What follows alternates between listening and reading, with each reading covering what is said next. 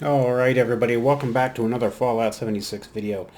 In this week's episode, we're going to be talking about how you should price your items in a vendor, and a little bit about why. Now, with a caveat that some of the items that I'm going to be talking about, the legendary effect does not mean that it's not a good legendary effect, it just means that there's very little demand for it.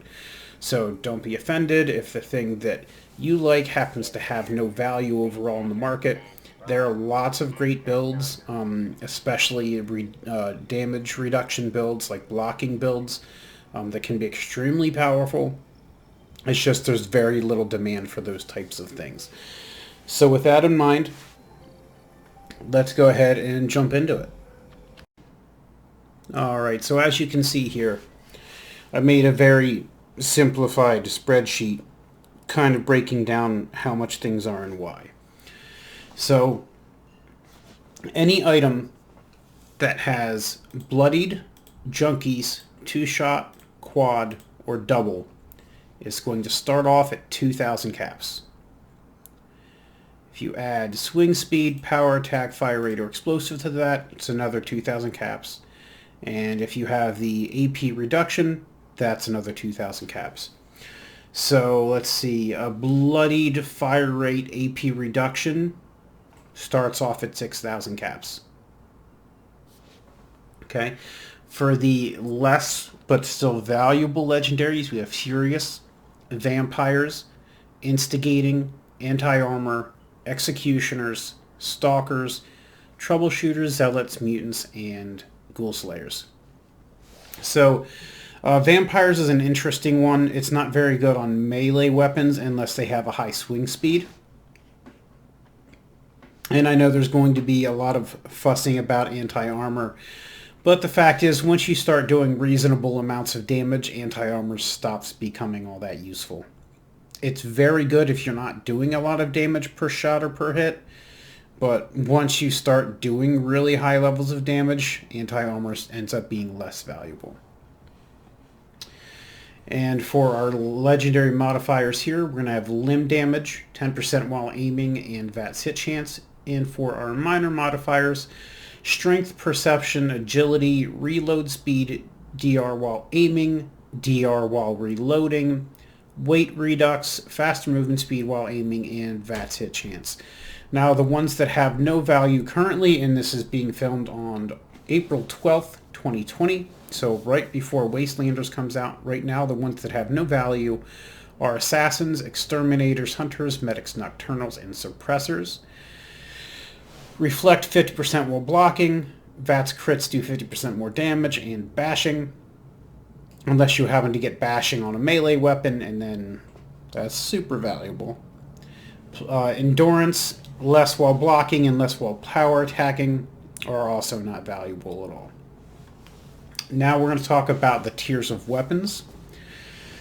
So the A tiers, the 10 mil submachine gun, the fixer, the dragon, the handmade, the lever action, the railway, the gauze rifle, the LMG, the minigun, the ultrasight Gatling laser, the Gatling plasma, and the salvage assaultron head. For melee weapons, you got the super sledge, the Grognax axe, the tenderizer, the sheep squatch staff, the deathclaw gauntlet, and the meat hook. The meat hook has the ability to become the most powerful weapon in the game. So if you want to throw a little bit extra on top for that, go right ahead. For the B tiers, you got the submachine gun, assault rifle, combat rifle, hunting rifle, all of the shotguns, the 50 cal machine gun, harpoon gun, Gatling laser, laser gun, ultrasight laser gun, Crylator, Tesla rifle, and gamma gun.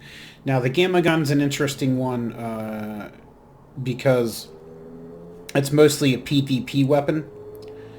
But if you get, say, a quad gamma gun with fire rate and AP redux, somebody's going to pay a nice price tag for that.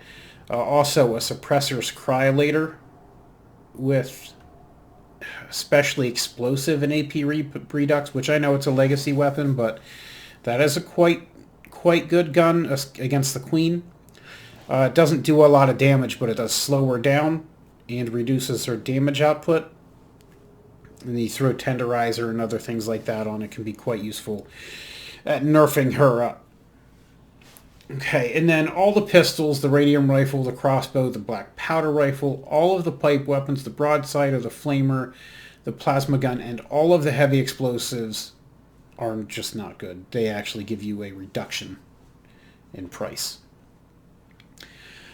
For the B tier melee, the Assaultron Blade, the Shish Kebab Ripper, the Mr. Handy Buzz Blade, Death, Tambo, Ski Sword, Sledgehammer, Sheep Squatch Club, Bear Arm, and Power Fist are all decent, but they don't really add anything to it. So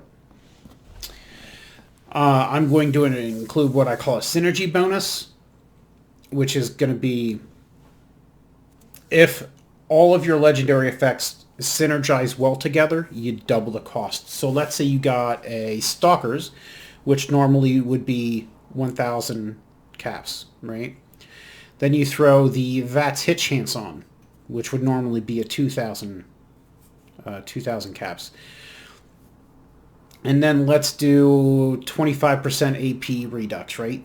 Pretty nice weapon. In VATS, you're going to hit them 100% of the time. It's not going to cost you a whole lot. You get it on the right gun. So you got good synergy there. So what would normally be a $4,000 gun, now we're going to call it $8,000. Double down. That's got great synergy. Someone's going to really like that weapon. All right, now let's say you put it on a Fixer. A Fixer is one of the A tier, so we're doubling again. So we got our $8,000 gun with our good synergy. Throw it a Fixer, that doubles it again. 16,000 caps for that gun. That gun would be extremely useful for a VATS sniper, because you could use concentrated fire to target the head and you basically will never miss. Certain song comes to mind.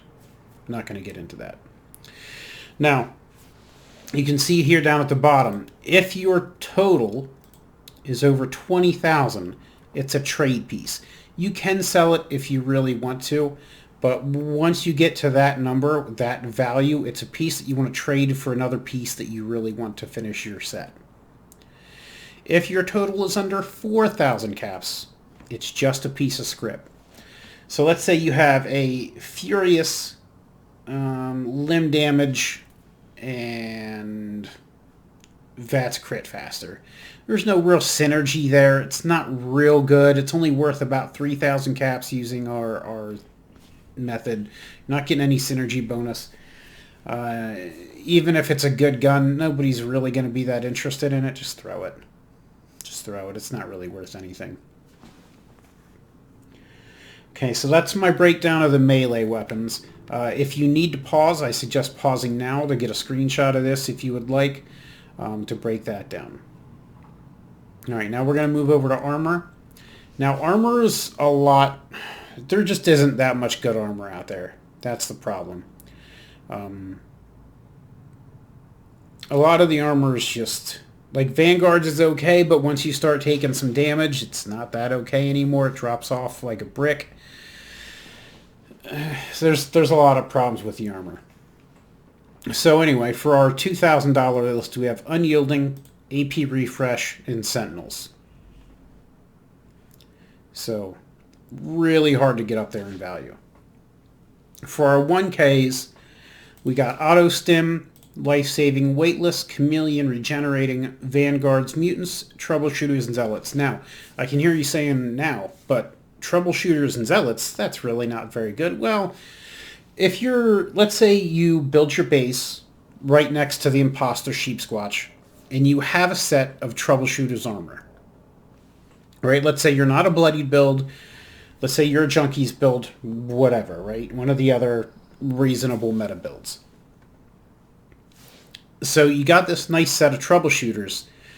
Let's say you have Troubleshooters AP Refresh Sentinel, right? That's pretty good.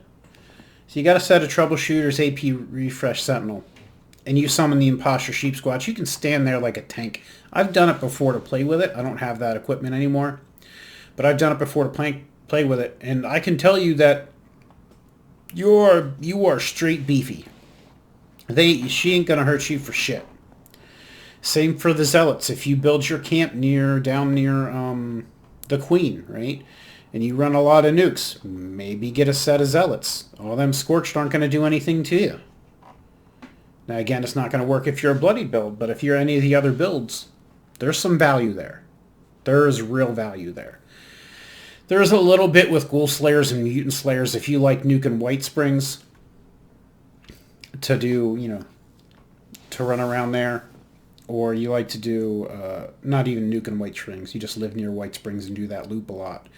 Or you live near West Tech and you do the Super Mutants. There's a little bit of value there, but not nearly as much, because it's just not that high-end enemy. So +1 strength, of course, for melee builds. Perception increases your VAT hit chance, intelligence level up faster, agility is action points. Luck is mostly for bloody builds as it helps trigger serendipity. Poison resistance, you only need one piece of poison resistance, but the value is there. If you're not a power armor user and you're fighting the Queen and you have one piece of poison resistance, her piss attack doesn't really do any damage to you, so it's very valuable. It's underrated. The other ones that are valuable in the 1K range is ammo weight, weapon weight, food, drink, chem weight, junk weight, harder to detect while sneaking, and Cavaliers are all valuable. Now for our garbage, we have Cloaking, Bolstering, Nocturnal, Assassins, Exterminators, Hunters, Ghoul Slayers, Mutant Slayers, Rad Resist, Disease Resist, Breathe Underwater, Durability, Limb Damage, damage reduction while blocking, falling damage redux, and lockpick bonus. All garbage. Now, as far as the armor types go, there's really only about 3 that are worth anything. And that's the heavy and sturdy combat armor and the scout armor. Really, in my opinion, it's just the heavy and sturdy combat armor. The scout armor is good. Don't get too upset. I just think the heavy, because of the Brotherhood of Steel mod, it's just next level. As far as the B tier, you got the Trappers, the heavy leather, the heavy and sturdy metal, the heavy robot, the marine, and the light combat armor. And then everything else is a cost reduction of 50%. So it's basically going to be the same math that we had for the weapon pieces, except for there's just less available high-tier stuff. So, as an example, let's take a Vanguard's. We want harder to detect while sneaking. Everybody wants at least one piece of that. Get your damage values up. So we'll do our Vanguard's AP refresh, harder to detect while sneaking. So that's 4,000 there. That's pretty good synergy, so we'll give it 8,000. Let's make it a piece of heavy combat armor, so that makes it 16. Okay. Now that is not enough to get us to 2,000 or 20,000, so it is not a trade piece. So this is just a sell piece. It is very hard to get a really good trade piece of armor. Almost everything sells. Armor's just... getting a good piece of armor is just too hard. That's why a lot of people use power armor. It's really hard to get these set pieces. But that's going to be it for this video, guys. I hope you enjoyed it. If you did like it, go ahead and give it a like. If you really liked it, go ahead and hit subscribe. Remember that a dab will do you. Don't forget to tell someone you love that you love them. And thanks, everybody. Hope to see you again soon.